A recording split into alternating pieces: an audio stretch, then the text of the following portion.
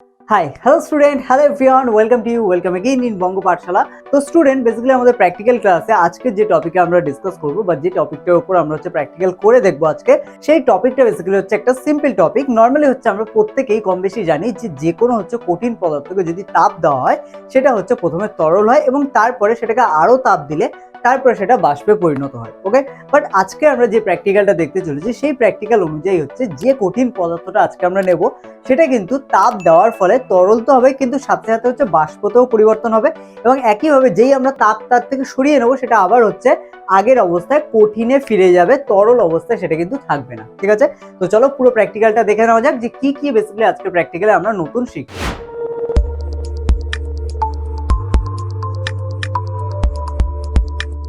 তো স্টুডেন্ট আজকে আমাদের প্র্যাকটিক্যালের জন্য বেসিক্যালি এই যে জিনিসগুলো আমরা নিয়েছি সেগুলোই কাজে লাগবে। নর্মালি ফার্স্ট আমরা একটা টেস্ট টিউব নিয়েছি এবং তার মধ্যে সাদা যে ডাস্টটা দেখতে পাচ্ছ এটা কিন্তু অ্যাকচুয়ালি আমাদের কর্পূরের ডাস্ট। ঠিক আছে, যে কিউব ছিল সেটাকে আমরা ডাস্ট করে নিয়েছি। এছাড়া এখানে আমাদের কিন্তু একটা শুকনো কটন লাগবে যেটা আমরা এর মুখকে কভার করবো, চাইলে এটা আমরা ভিজিয়েও নিতে পারি।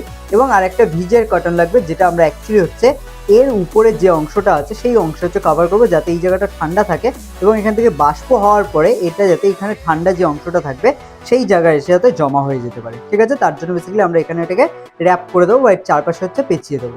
ওকে, তো স্টুডেন্ট আমাদের পুরো প্র্যাকটিক্যালটার জন্য আমরা এরকম একটা সেট আপ করে নেবো। জাস্ট টেস্ট টিউবের মুখে আমরা ভিজের তুলোটাকে এইভাবে জড়িয়ে নিয়েছি এবং তার উপরে একটা তুলো দিয়ে আমরা এর মুখটাকে ঢেকে নিয়েছি। ঠিক আছে, এবার নর্মালি এটাকে আমরা কি করবো, এটাকে আমরা টেস্ট টিউব হোল্ডারের সাহায্যে ধরবো, ধরে আমাদের নর্মাল যে গ্যাস টর্চ তার মধ্যে এটাকে দেবো। ঠিক আছে, তো স্টুডেন্ট দেখো এখানে আমরা আমাদের নর্মাল গ্যাস টর্চ যেভাবে নিয়ে নিই সেভাবে ঠিক জ্বালিয়ে নিয়েছি। তো আমাদের নজল থেকে ফ্লেমও বের দেখতে পাচ্ছ।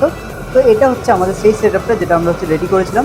এটাকে এবার আমরা গ্যাস টর্চের সামনে করে রাখবো। ঠিক আছে, তো নর্মালি দেখো এখানে রাখলে কিন্তু এটাকে আস্তে আস্তে এটা দেখো তোমরা তরলে পরিণত হচ্ছে। ঠিক আছে, এটা আমরা আরও একটু হিট দিলেই বুঝতে পারবে এটা আস্তে আস্তে তরলে কিন্তু পরিণত হচ্ছে। ঠিক আছে, তো দেখতে পাচ্ছ এটা অনেকটাই মেল্ট হয়ে গিয়েছে, জলের মতো আকার আমরা এখানে দেখতে পাচ্ছি। ঠিক আছে, তো দেখো প্রায় পুরোটাই এখানে কিন্তু মেল্ট হয়ে গিয়েছে। ওকে, তো আমরা আবার একটু হিটে রাখবো।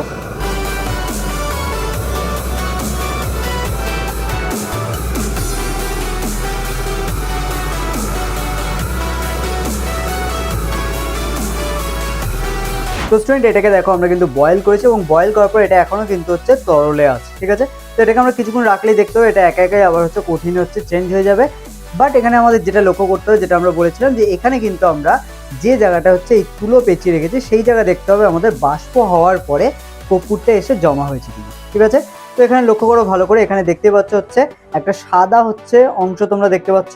অ্যাকচুয়ালি কি হয়েছে, এখানটা ঠান্ডা হওয়ার কারণে কিন্তু এই জায়গাটায় যে বাষ্প হয়ে যাওয়া যে কর্পূর সেটা কিন্তু এই জায়গাটা রাউন্ড হয়ে জমা হয়েছে। ঠিক আছে, তো যে কারণে ভিতরে এই জায়গাটা সাদা হয়ে গিয়েছে। তাহলে এখান থেকে দেখো আমরা যেটা ফোটালাম সেটা কিন্তু অ্যাকচুয়ালি উপরে বাষ্প হয়ে শুধু তরল আকারেই জমা হয়নি, এখানে কঠিন আকারে কিন্তু উপরে জমা হয়েছে। তো এইভাবে এটাকে ঊর্ধ্বপাতন পদ্ধতিতে আমরা বেসিক্যালি এইভাবে সংগ্রহ করতে পারি। তো স্টুডেন্ট নর্মালি দেখো আমরা এখানে তাহলে কি শিখলাম, এখানে অ্যাকচুয়ালি কিন্তু আমাদের নর্মালি যে কোনো তরল যখন আমরা ফোটাই তখন সেটা কিন্তু তরল আকারে উপরে জমা হয়। ঠিক আছে, কঠিন আকারে নয়। যেমন আমরা এখানে যদি জল নিয়ে নিতাম তাহলে কিন্তু জলের বিন্দু এখানে জমা হতে দেখতাম আমরা, কিন্তু সেটা কখনোই বরফ আকারে এখানে জমা হয়ে যেত না। বাট এখানে দেখো এটা কিন্তু সম্পূর্ণ অন্যরকম পদ্ধতি এবং এখানে যদি আমরা ভালো করে লক্ষ্য করি তাহলে বুঝতে পারবো যে এখানে কঠিন আকারে কিন্তু অ্যাকচুয়ালি আমাদের কর্পূর যেটা সেটা কঠিন আকারে এর আশেপাশে জমা হয়েছে যে জায়গাটা আমরা ঠান্ডা করে রেখেছিলাম। ঠিক আছে, তো স্টুডেন্ট আই হোপ আজকে প্র্যাকটিক্যাল তোমরা বুঝতে পেরেছো। তো নর্মালি যে কোনো পদার্থের ক্ষেত্রে আমরা সাধারণ যে ধর্ম দেখতে পাই সেটা কিন্তু সব পদার্থের ক্ষেত্রে প্রযোজ্য হয় না, কিছু কিছু পদার্থ তাদের ব্যতিক্রম থাকে। তো নর্মালি কর্পূর সেরকমই একটি পদার্থ যার মধ্যে এই ব্যতিক্রম দেখা যায়। এছাড়াও কিন্তু এই একই প্রসেস আমরা ন্যাপথলিন এবং এছাড়াও নিশাদার এরকম বেশ কিছু পদার্থের মধ্যে দেখতে পাই। ঠিক আছে, তো নাও স্টুডেন্ট আজকের ক্লাস আমরা এখানে শেষ করবো। দেখা হচ্ছে আবার পরের ক্লাসে, ততক্ষণ প্রত্যেকে ভালো থেকো, ভালোভাবে পড়াশোনা করো। আর যারা বঙ্গ পাঠশালা আজকে নতুন আছো তাদের প্রত্যেককে বলবো যে সাবস্ক্রাইব করে রাখো এই ধরনের নতুন নতুন প্র্যাকটিক্যাল সম্বন্ধে জানার জন্য। ওকে।